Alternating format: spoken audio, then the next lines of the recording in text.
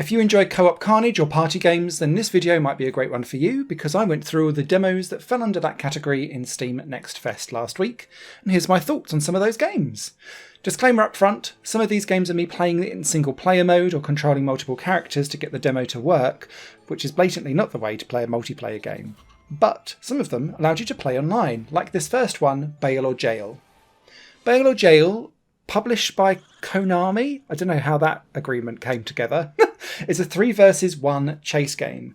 You have 3 children trying to escape one monster or ghost, and you're placed into this like Tim Burton Nightmare Before Christmas environment, kind of haunted but cute, and you're trying to escape each other for a game of chase that lasts for 3 minutes each round. Now, the winner is either the ghost if all 3 children are captured and put in the jail in the centre of the level, or if at least one child is still not captured after 3 minutes, the human team win. The trick is that the humans have loads of environments to hide behind, which is all well and good until the ghost gets near you, and then it can float through all the walls and all of the environment and try and capture you. So the ghost kind of has to do a lot of the running around, but actually they can take all the shortcuts, whereas the humans can't. So you have to kind of act together and almost like have some tactics, but not too deep. Humans also have a lantern, which allows you to create a burst of light, which means that if you're about to be caught, you can try and do that to stun the ghost for a couple of seconds to escape and run off somewhere else. The ghost, however, has little minions that it can send out randomly at different points of the level to give it clues as to where you are. But the biggest clue when playing as the ghost is that the music changes when you get near a human, which kind of spoilt the whole hiding aspect for me. That aside, when you get caught, all of the children that are left have to press buttons on the jail to try and get the other person out. So we found that most levels devolved into the ghost guarding the jail once someone was in, because invariably everyone tries to then get that person out whilst they're screaming, "Help me," in the middle. So that seemed to be the way how games went. Interesting experiment. It feels like there just needs to be some balancing tweaks on how things work. But yeah, quite enjoyed my time with Bail or Jail. Next up is Fueled Up, which is the first in a variety of Overcooked style games in this video. But this is one of the better ones because it was a space themed one where you need to keep your spaceship going forward and its engines running and its hull intact, because there's a giant space squid chasing you down. Now, the beauty in this game was in the level design, but also the way how everything seemed to be, it was like keeping tabs on things that if they spill over were like a domino effect of more problems for you to try and keep up with. So for instance, you'd need to keep batteries updated on certain doors and certain systems, because if the battery died out, like an emergency door would blow open and then you'd start getting sucked out if you got near that door. But that's also where, say, another station is kept, so you can't actually do the next bit of work until you fix that problem. And that kind of knock-on domino effect of systems falling over felt really well put together and created a really nuanced and quite anxiety-inducing experience whilst playing Fueled Up. So it definitely felt chaotic in the best way possible. Really liked the graphics, really liked the way how the characters felt as well, because there's quite a bit of I'm going to say like mild platforming, because the levels really changed up their design as you went through each spaceship, which I appreciated, because that's where the beauty and the nuance of each level kind of plays out. And of course, because you need to keep all of your engines running, because if one, you might have 4 engines, for example, but if one shuts down, then they not all shut down. You really have to think about prioritizing keeping those engines running against all costs. So yeah, it's very much a pass-fail style game, so I think that might get some people frustrated if the difficulty is too hard for them. But if you're looking for Overcooked that provides like a real meaty challenge, Fueled Up I think will be the game for you. Really impressed with this one. Fueled Up is the first of 3 Overcooked style games I'm going to run through back to back, and it was my favourite of the 3. But the other one that would be worthy of your time to look at is called Camped Out. Camped Out is a 1 to 4 player camping experience where you've got kids going off camping, and each level sees you have to complete the same set tasks, and that is set out your tent and get it up and running. Then it would be getting your campfire up and running, then getting some food to eat, on said campfire and then going to bed for the night. And you'll have a collection of different tools that you'll then go and harvest the resources, either from trees or stone or fish from the water, to be able to make all of that happen. The interesting spin on this is that that doesn't change as you go through the levels, so you're always doing the same task over and over again. Whereas with other Overcookedian styled games, because the layout of things are different, or you might be focusing on different systems, there's natural variety there. And the reason why Camped Out gets marked down for me compared to, say, Fueled Up that I mentioned earlier, is that monotony shined through. And so what it needs is either some visual themes, or maybe in later levels some of the what you do changes up a bit. Because at the moment the levels, whilst they look different and they might have some different platforming elements, or maybe some different hazards such as wildlife chasing you down and trying to eat you, or there was one level where there was things falling from the sky which got very annoying very quickly, I found that, I started to see that the same pattern of monotony was potentially starting to hit way earlier with this than what you would normally expect from these type of games. So keep an eye on it, but I'm worried that that might be a idea spreading itself too thin. The third and final game in the Overcooked trilogy that I played was Mollycoddle Mayhem, and sadly this was the weakest of the bunch by quite a way. Now this is babysitting but overcooked, and the idea is that you get these babies and they have either one or two needs that will pop up at once with timers on for you to then run off and try and solve. So this one felt a little bit more like Diner Dash to me than Overcooked at some times, because it could be that they want some food like some mashed avocado or some mashed banana.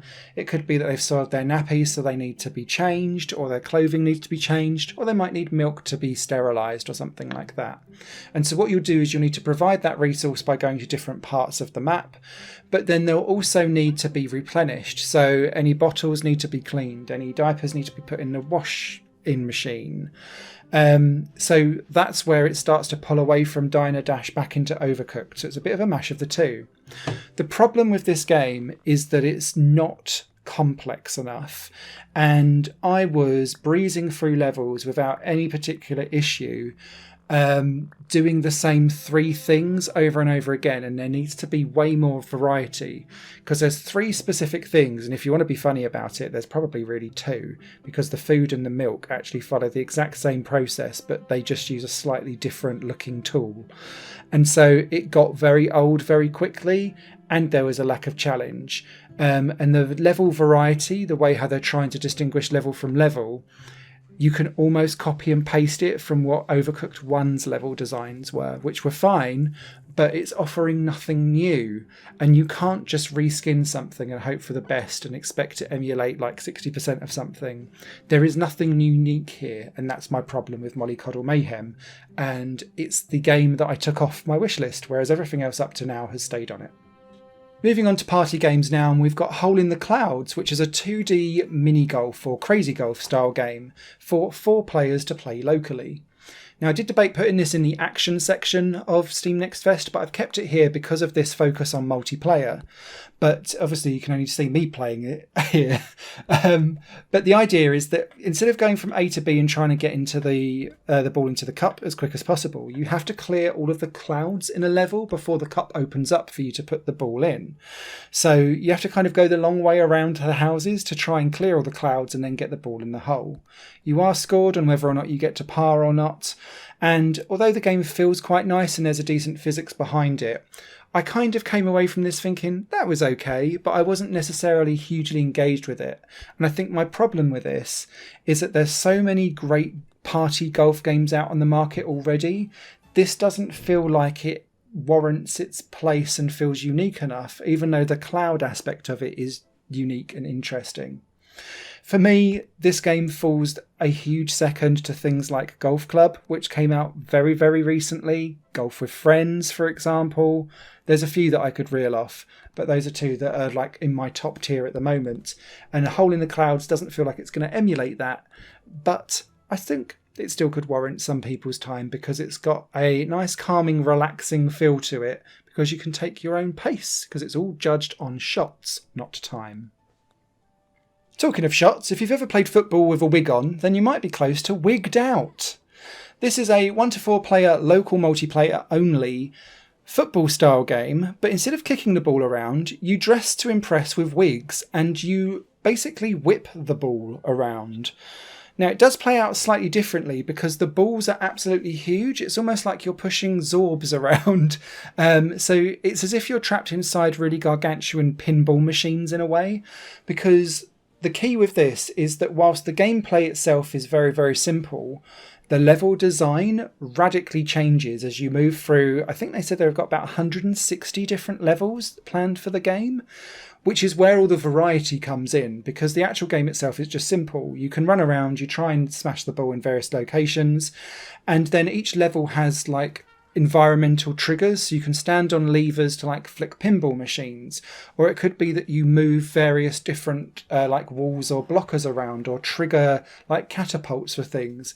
It just depends on what the level is and what the environmental kind of traps are, and so that's where the tactics and the fun comes in.